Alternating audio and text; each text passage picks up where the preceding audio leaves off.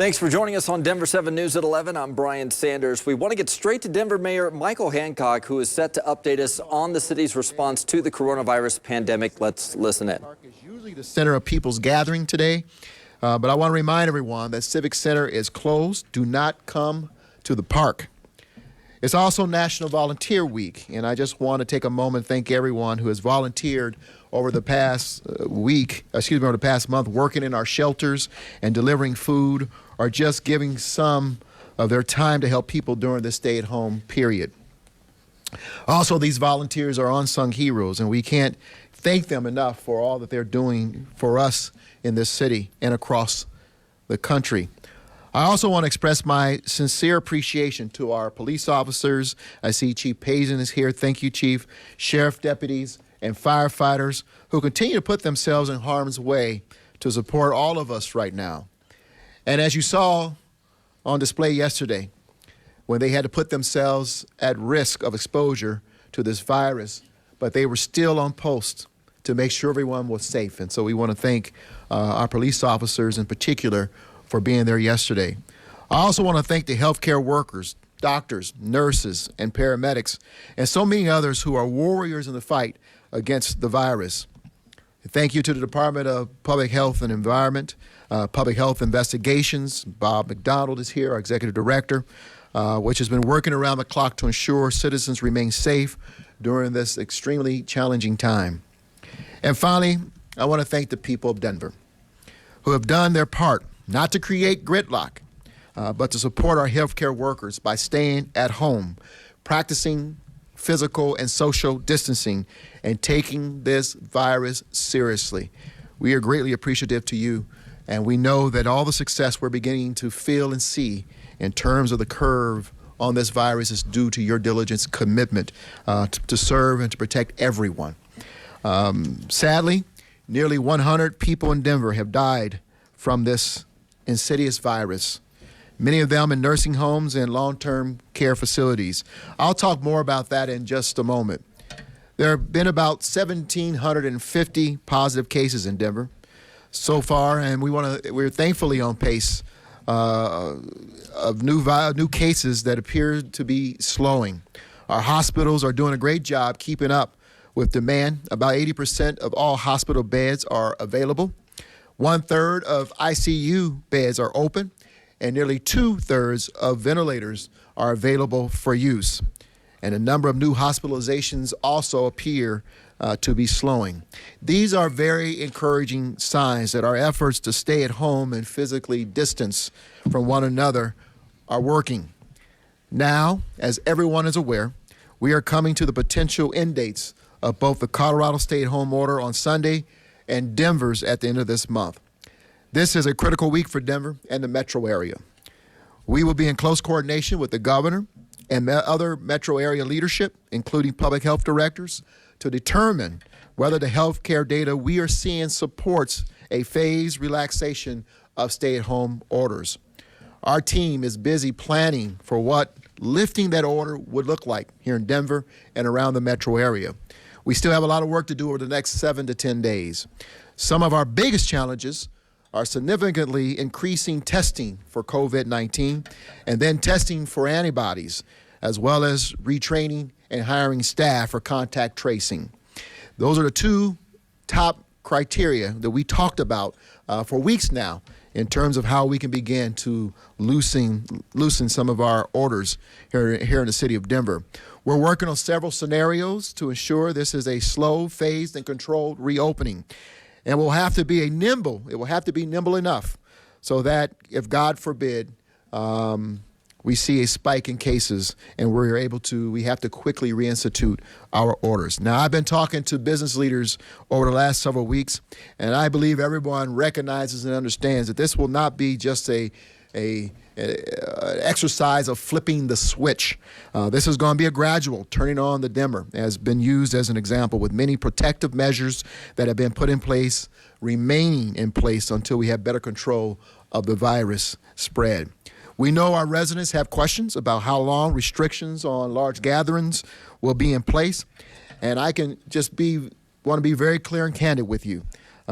We as a city should anticipate these restrictions to remain in place for a while, even after we are no longer to remain at home. This will be a different summer for those of us here in Denver, Colorado. And while we are intent on reopening public and economic life in Denver as soon as possible, public health is paramount and many restrictions must remain in place. We oftentimes get people who are, it's easy to get confused with this. There are two orders in place. One is a stay-at-home, which will set to expire April 30th here in the city of Denver. The state order says April 26th. And we also have a social distancing order that's in place and set to expire May 11th. That one regulates the gathering or large gatherings of individuals in the city of Denver. Again, set to expire May the 11th. Later this week, we will be updating and extending the public health order restricting large gatherings and large events in our city, and we will have more details on that hopefully by the end of this week. And again, we should expect, as residents of this city, as visitors to Denver, that these orders will remain in place for the foreseeable future to keep everyone safe. And we also know that people have questions about which businesses will be allowed to reopen when they will be allowed to reopen and how they will be allowed to reopen. There is not a topic of conversation that is greater than that question or those questions here in the city of Denver right now. And we'll all have more information to answer to these questions in the next several days. Again, I'll pinpoint the next 7 to 10 days are going to be critical here in the life of our city. In the meantime, I want to provide you with a few updates on this work. First, we want to remind our residents of the importance of physical distancing while in our parks. As you know, we are going to start restricting the use of shared equipment such as frisbees and footballs. We're still seeing too much of that in our parks. We want to get you outside. We want to get you fresh air. We want you to enjoy the sun. We understand the benefits of having sun on our faces and being able to get outdoors, but we need you to stay at least 6 feet apart and do not gather or travel in groups. This is for all of our well-being going forward. While those are more restrictive actions we're taking, we're also loosening others. As of Wednesday, all city-operated golf courses will reopen to the public, weather permitting, with strict requirements. And I believe, I know Happy Haynes, our Executive Director of Parks and Rec, is here in case there are questions. But you can go to the www.cityofdenvergolf.com to get more information on that. And I believe the private sector golf courses have shown us a lot of best practices on how we can keep people safe on the golf courses. And you'll see a lot of those recommendations or at least practices put in place on public golf courses. Next, I'm also proud to announce that the first $2 million of the $4 million for our business relief fund will be going out the door today. Eric Haraga, our Executive Director of the Division of Economic Development and Opportunity, is here to answer any questions you may have about that. And through our partnership with the Downtown Denver Partnership to date, we've raised more than $400 million on top of the $400,000 on top of the $4 million through the generous support of our local banking and insurance industries. And we want to thank our private sector partners for coming forward with their support, as well as to the Downtown Denver Partnership membership. Our Denver Economic Development and Opportunity will be contacting grant recipients this week, and we're estimating that the first round of funding will support between 200 and 250 small businesses. Now, these are businesses located around the city of Denver, many of them in neighborhoods vulnerable to displacement, and about 60% of the recipients are women and or minority-owned businesses. Providing some relief to our businesses and workers is important to our planning efforts for reopening, and we're working now on the process to distribute the next round of grants in May. Finally, I want to take a moment to talk about what's happening in our nursing homes and our long-term residential care facilities. This is very important. As the governor, I believe, outlined last week, he noted that 40 to 50% of the more than 400 deaths in Colorado are linked to nursing homes and long care facilities. This is one of the more tragic and alarming aspects of this pandemic. My heart aches for the families of every one of the people who have died in the nursing homes and as a result of this virus around the state of Colorado and around the world. These residential care facilities are home to some of our oldest, most fragile, and most vulnerable residents, and we need to do more to protect them. I want to thank the governor for updating his public health order, requiring these facilities to create detailed isolation plans by May 1, and increase state support in the form of the National Guard and testing for these facilities. Denver also will be increasing our oversight of and support for long care facilities. Over the last 2 months, we have issued all 118 facilities in Denver at least 3 sets of public health orders, outlining policies, procedures, and protocols to keep their patients and staff safe and healthy. Yet as of this morning, 26 of these facilities have at least 2 positive cases among their patients, and 49 have at least 1 suspected or confirmed case in staff or resident. Clearly, as a city, as a state, we need to do more. We will be reassigning DDPHE staff for compliance visits to as many of these facilities as possible over the next 2 weeks. We'll be working with them to ensure they are following physical distancing requirements, and we will continue prioritizing these facilities for additional PPE testing and staff support. I want to again issue our deepest thoughts and prayers to all family members who have been impacted by this virus. Today, we know more than 1,760 families are dealing with positive cases of coronavirus in Denver. We've lost close to 100 people in this city. I don't know many families that have not been touched by this situation, either through the orders that have come or people in our families or loved ones who have been lost or who are dealing with positive cases. But know that there's nothing more important than, as a city government, that we are focused on than making sure that we keep all residents of the city safe and healthy. And so we really do. When I say I appreciate you staying at home, I mean it from the bottom of my heart. Thank you for staying at home. Before we wrap up, one of our primary focuses during this pandemic has been the increased support for our residents experiencing homelessness. You saw last week we opened an auxiliary shelter at the National Western Complex to relieve pressure on our shelter system so our providers can provide more physical distancing in facilities. Again, I want to thank our National Guard for coming to Denver to help us with our shelters and for their leadership and courage. And they're leaning in ways that we could never imagine. The men and women who are wearing uniforms to help us, as well as to our law enforcement who are on the streets every day, who are helping those most vulnerable find their way and to get services. We appreciate you as well because you're also putting yourself in the line of this virus. The governor and I have both made calls to our hotels and motels to open up rooms to these residents. The team has been working on securing around-the-clock efforts to take care of our homeless. This has resulted in more than 550 rooms being secured for use currently. And I want to thank those hotels and motel operators for stepping up and being a part of our solution here in the city. Today, we will open a new auxiliary shelter for women at the Denver Coliseum. And I'm going to ask Britta Fisher, who is our Chief Housing Officer for the City of Denver, to come forward and update us on that auxiliary. Britta?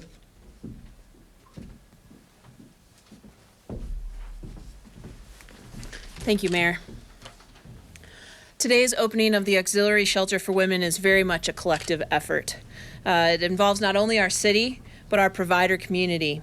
We're fortunate to have a very strong network of shelters and service providers in place and want to appreciate the Homeless Leadership Council and the many members there who have been partners in this work all along. Last week's snowstorm provided a slight delay in the opening of the Women's Auxiliary Shelter.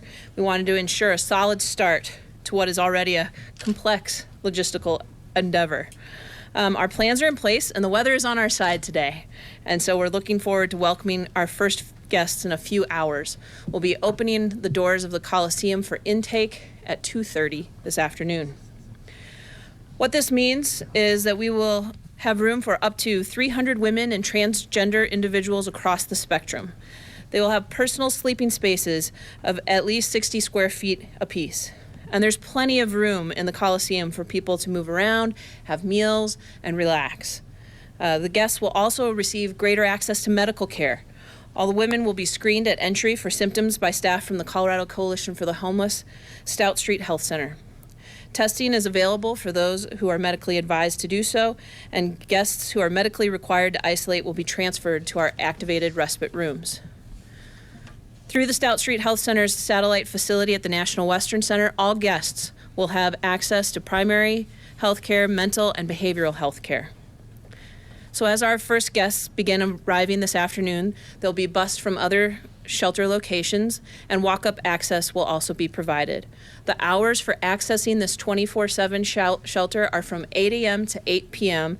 in order to align with our medical screening for all guests at entry. The new shelter will absorb guest capacity for some of our existing overnight emergency shelters for women. This includes Catholic Charities Women's Emergency Services Shelter, which will be suspending operations, and those staff and guests will be at the Coliseum. And the Dolores Project, which is reducing its number of guests served in order to provide greater distancing at their current facility.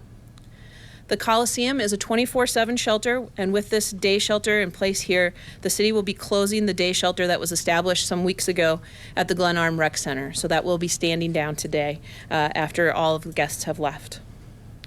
I just want to thank again the Homeless Leadership Council, the staff who've been redeployed to these shelter missions, and to our National Guard who are serving such an important role at long-time existing overnight shelters and day shelters and at activated respite and protective action rooms. We're very excited that to those 550 rooms that we've already secured, we'll be adding another 138 rooms this week and through our partnership with the Colorado Coalition for the Homeless. Serving people experiencing homelessness in our community is very much a collective effort, and I thank everyone for what they've done to step up for people in our community. Thanks. Before we open a question and answer, I think it's always important to turn or hear the voices of those public health officials who we have a great deal of confidence in helping us to craft our decisions and these orders. And I just want to ask Bob McDonald to come up for a few seconds to give us a general update on Denver. Thank you, Mayor. I want to share a couple of things. It seems like I share every week, but in my mind, that's actually good news. Every day when I come in, I look at the number of cases that we've had the previous day, the number of positive cases, and I'm pleased that I'm able to continue to share with you that we are definitely seeing a stabilizing of the number of cases that we've seen in Denver. I believe that our Joint Information Center will be sharing with a number of media outlets, with all of you, some charts that we put together that show the cumulative number of cases since we began this journey, but also a stabilizing of the number of cases that we see every day. In those areas, when you look at those charts, you see a little blip here and there, 100 cases one day, 90 cases in another day, when for the most part, you see around 50 to 60 or so, maybe 65 cases on average a day. When you look at those charts and you see those little blips, an increase in numbers, take a look at the numbers previous to that and the number of cases following that, and you'll see that leading up to those small spikes, if you will, you see the cases were very, very low. And then just following that spike, again, cases for the next 2 or 3 days was very, very low. That's a result of reporting, a delay in reporting. If you look at the number of cases on a 3-day average, you see that it's very flat. So I'm excited to be able to keep reporting that every week. And then the other chart that will be shared with you is the number of hospitalization admissions in comparison to the number of beds available.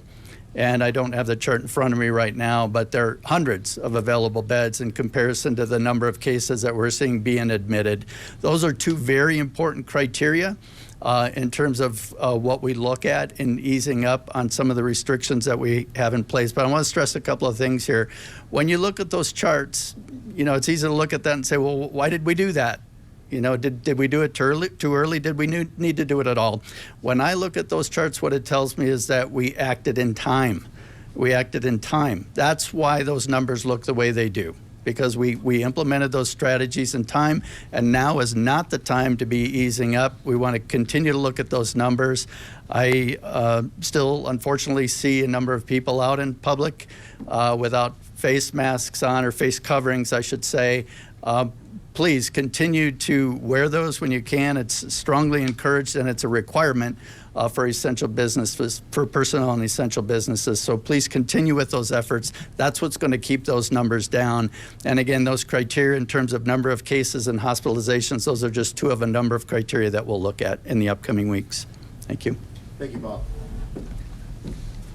Get a sense of the voices that give us the leadership and confidence to make some very, very difficult decisions in the life of our nation every day. So we're going to go ahead and open it up, the lines for questions.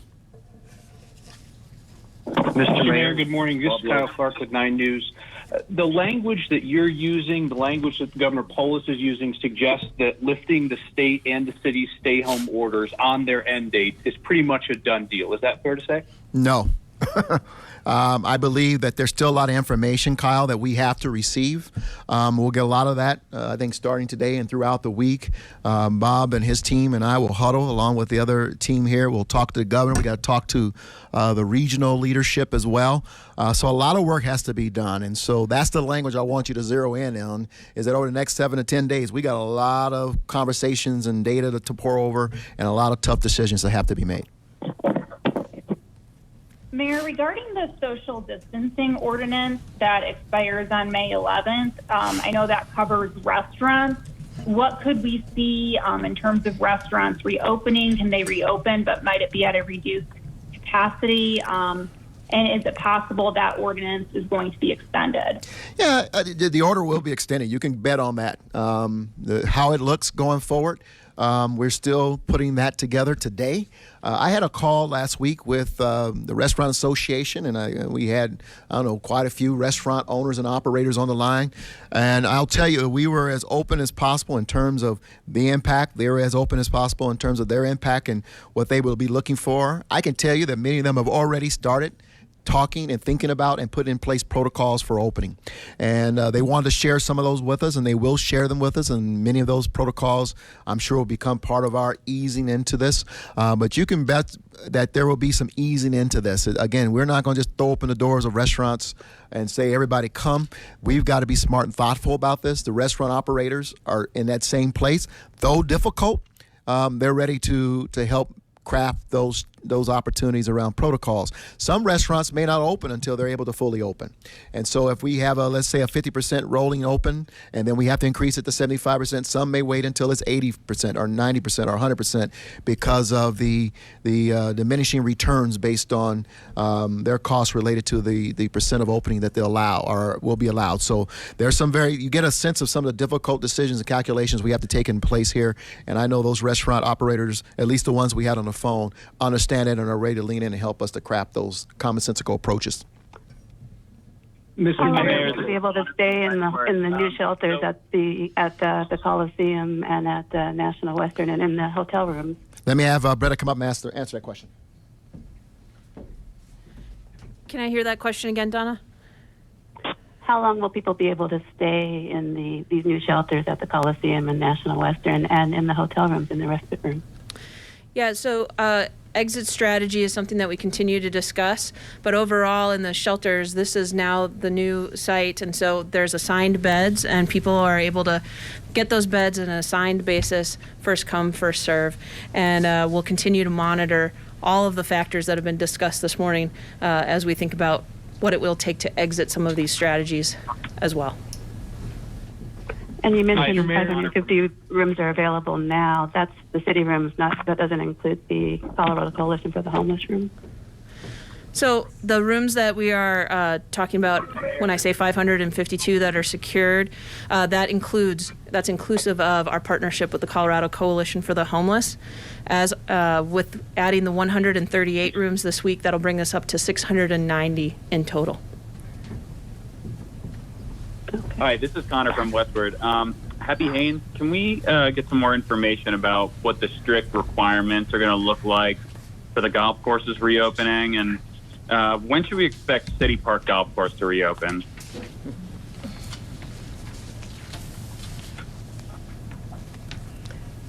Happy Haynes, Executive Director of Denver Parks and Recreation. Thank you for the question, a couple of questions. So there will be quite a number of protocols and restrictions in place for reopening golf. It includes reserving tee times in advance only by phone. So there will be no contact with our pro shops, which will be closed. The guests who arrive will be escorted by individuals who, when they arrive at the parking lot, to give them the instructions on how to proceed through the course. They will go directly to the tee box. They will be asked to strictly abide by the 6 foot, minimum 6 foot physical distancing requirement at all times on the course, whether on the tees, on the fairways, or on the greens. We have taken a number of steps to eliminate the sharing of any equipment on the golf course. So the flags, while there, will stay in place, so they will not be removed. The cups will be covered so that as if your ball rolls over the cup, that is considered a hole out, and moving on to the next. We've removed all of the bunker rakes, ball washers, water coolers, anything on the course that traditionally has been used as common shared equipment. All of those will be off limits. Golfers are not to touch anyone else's golf equipment, so no borrowing the great driver that your friend may have. You have to use your own equipment. That includes bags, clubs, balls, tees, the pull carts. We will have carts available for rent. They will be limited to one person per cart, so no sharing of the carts. And we will be cleaning and disinfecting all of the carts after each use. The restrooms will be open. The clubhouses will be closed except for a visit to the restrooms, again following physical distancing requirements, and picking up food that is available only for takeout. So that's a brief summary of all of the restrictions that will be in place. All right, we have been listening to Denver Mayor Michael Hancock and his team members updating us on the coronavirus response within the city, as this week figures to be critical in easing some of the restrictions currently in place. The mayor says he is seeing encouraging news at our hospitals, the slowing of daily cases and more resources being available. He also mentioned that some of the personal protective equipment and monitoring will now be reallocated to nursing homes that have been hit hard by the virus. And he briefly described what a return to work after the stay-at-home order is lifted might look like. Right now, the City of Denver order is set to end on April 30th. He reiterated it will be a gradual process to start the economy with social distancing remaining in place.